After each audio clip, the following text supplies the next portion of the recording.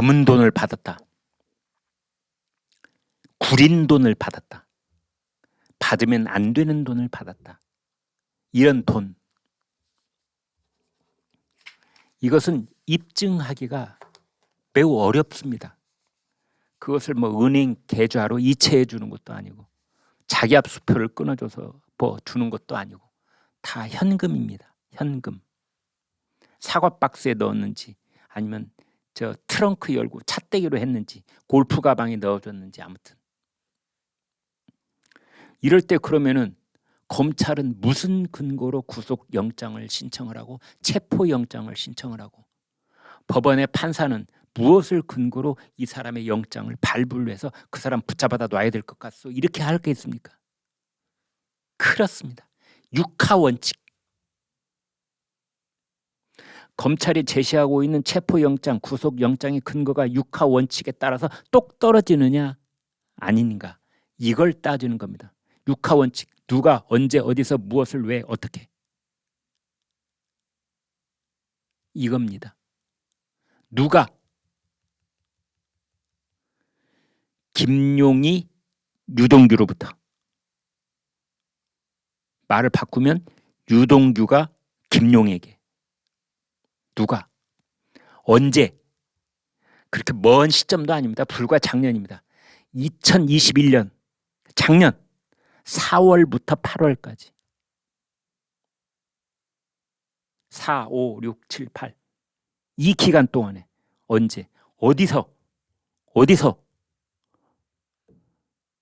천화동인 4호 실소유주 1,000억 가까운 이득 배당금을 받았다는 남욱 미국으로 도망갔다가 나중에 들어온 자 그 남욱 아파트 지하주차장 똑 떨어지죠.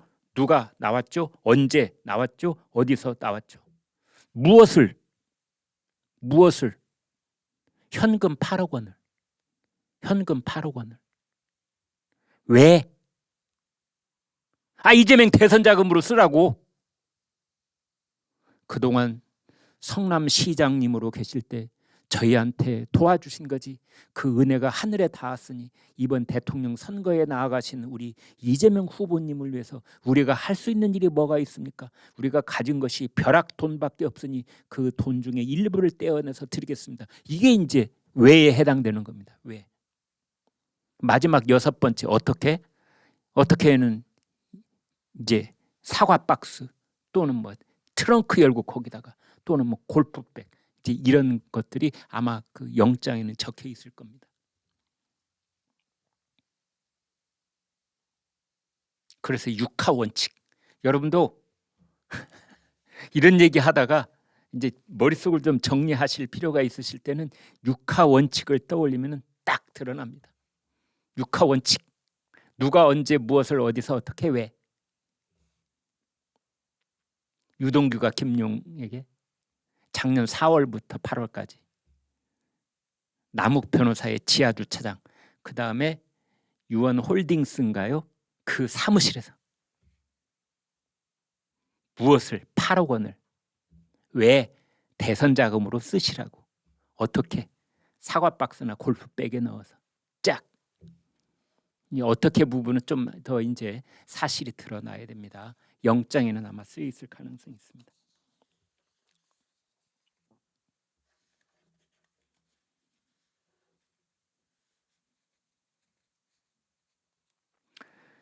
그러면은 이제 제가 아까 4월부터 8월까지 작년 4월부터 8월까지 이 돈이 갔다고 말씀을 드리는데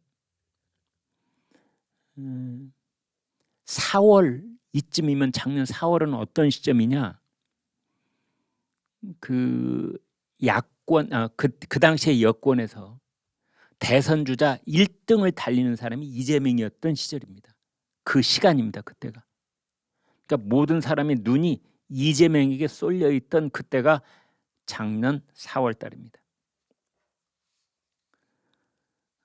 그 다음에 6월 달에 이재명이 민주당 예비 후보로 등록을 합니다. 7월 달에 출마 선언을 하고 본격적인 당내 경선에 돌입합니다. 그리고 왜 8월 달에까지만 돈이 건너갔을까요? 그렇습니다. 작년 8월 31일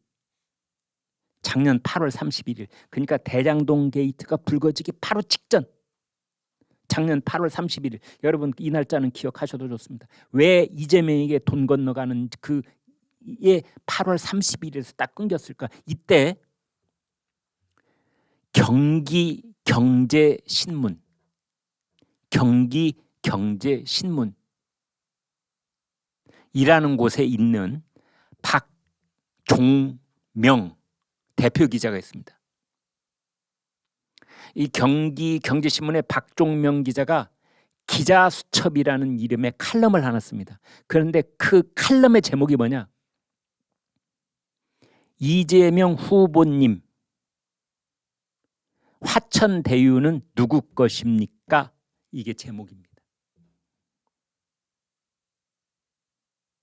그때는 이제 이재명 경기지사가 후보로 등록을 했기 때문에 그 호칭이 이재명 후보인 겁니다. 이재명 후보님. 화천대유, 대장동 게이트의 핵심 그 법인이죠. 화천대유. 누구 것입니까? 화천대유 실소유주가 김만배라는데, 김만배가 그 동생들한테 말하기를, 너희들도 알다시피 화천대유는 내 것이 아니잖니, 절반은 그분 것이잖니 했다는 그 화천대유. 이것에 대해서 박종명 기자는 묻는 겁니다. 그것도 누구한테 묻느냐? 이재명한테. 화천대유가 누구 겁니까? 절반이 당신 겁니까? 그 칼럼이 실리자마자 9월로 넘어오면서 이제 온 언론이 대장동 게이트에 이제 달려들어서 뭐 매일같이 신문 일면을 주먹 많은 활자로 이 수식을 하는 그런 보도가 쏟아지게 되는 것이지요. 그 8월 30일 이후에 이 바로 유동규에서 김용으로 넘어가는 이 돈의 흐름이 딱 중지가 되는 겁니다. 앞뒤가 착착 맞아 떨어지지 않습니까?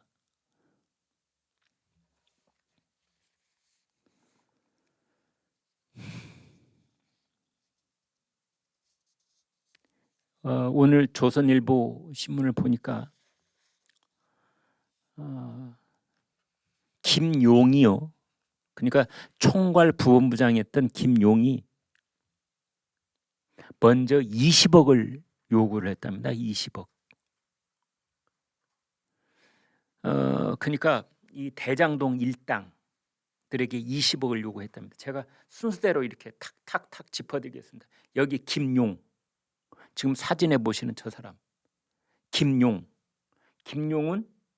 이재명 총괄 선대 부본부장, 이재명을 위해서 하루 24시간 365일 일을 하고 있는 이 사람 김용이 유동규한테 야 20억은 갖다 줘야 되는 거 아니야? 유동규가 이 말을 듣고 누구한테? 남욱에게 남 변호사 20억 가져오래. 그 남욱은 누구한테? 서강대 법대 1년 후배인 정민용이한테. 그래서 다시 이제 여기까지 요구가 간 다음에 다시 되돌아가는 겁니다. 돈이 현금 따발이 남욱, 그다음에 유동규, 그다음에 김용, 유동규, 남욱, 정민용 갔다가 정민용, 남욱, 유동규, 김용으로 현금이 한번 왔다가 샥, 현금 요구가 왔다가 샥 하는 겁니다. 그런데 이 대장동 일당들도 이 20억을 한꺼번에 다 주지는 않고 순차적으로 주려고 했던 것 같아요. 한꺼번에 다 주면 입 딱 쓰고 또 줘 할 가능성이 있으니까 이것을 살라미처럼 잘라서 줘야 된다. 뭐 이런 얘기를 했을 가능성이 있는 겁니다.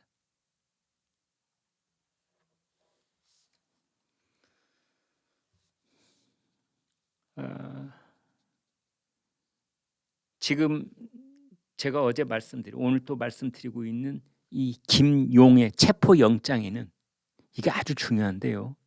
김용의 체포영장에는 이재명이라는 이름이 적시되어 있습니다. 이재명 더불어민주당 대표의 대선 자금으로 쓰였을 의혹이 있다라고 적시를 하는 겁니다. 구속영장에다가. 이게 구속영장의 가장 중요한 핵심 포인트가 되겠습니다. 그래서 이제 일단 체포를 한 다음에 앞으로는 수사의 이 초점은 어디에 맞춰주느냐. 김용이 받았다는 8억 수천만 원, 이것을 김용이 받아서 우리 죽은 모르게, 우리 이재명 후보님 모르게 내 포켓으로 인마이 해야지 하고 그냥 이렇게 했을까요?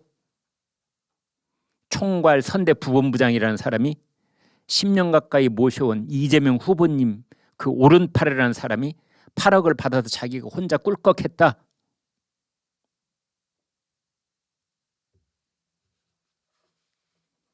다른 자리도 아닌 총괄 선대 부본부장인데 돈을 준 유동규는, 돈을 준 남욱은 그냥 개인적으로 고마워서 8억을 줬을까요? 아니면 이 돈은 결국 우리 이재명 후보님을 위해서 쓰일 것이다, 그래서 준 것일까요? 어떤 게 합리적인 의심입니까? 조금 전에 제가 육하 원칙이 중요하다고 그랬는데요. 이제 육하 원칙은 그러면 무엇을 근거로 해서 이렇게 축성이 되느냐? 관계자 진술입니다. 관계자 진술이 일관돼야 되고 육하 원칙이 딱 맞아떨어져야 되고 이제 이런 상황인 거죠. 게다가 이제 증거물이 있으면 더 좋은데 그 돈 심부름을 했던 사람들이 아마 증거를 남겼을 가능성이 있습니다. 뭐 메모장이라든지 녹취라든지. 그런데 지금까지 알려진 거로는 유동규가 이제 드디어 1년 동안 구속돼 있는 상태에서 마음의 신경의 변화를 일으켜서 다 진술을 하고 있다. 지금 이렇게 알려져 있습니다. 유동규는 왜 심경의 변화를 일으켰을까요? 이런 경우에 전문가들은 이렇게 얘기를 합니다. 1년 동안 구속된 상태에 있는 유동규는 마지막 질문이 이겁니다. 본인이 본인한테 던지는 질문인데, 더불어민주당은, 이재명은 나를 보호해 줄 것인가?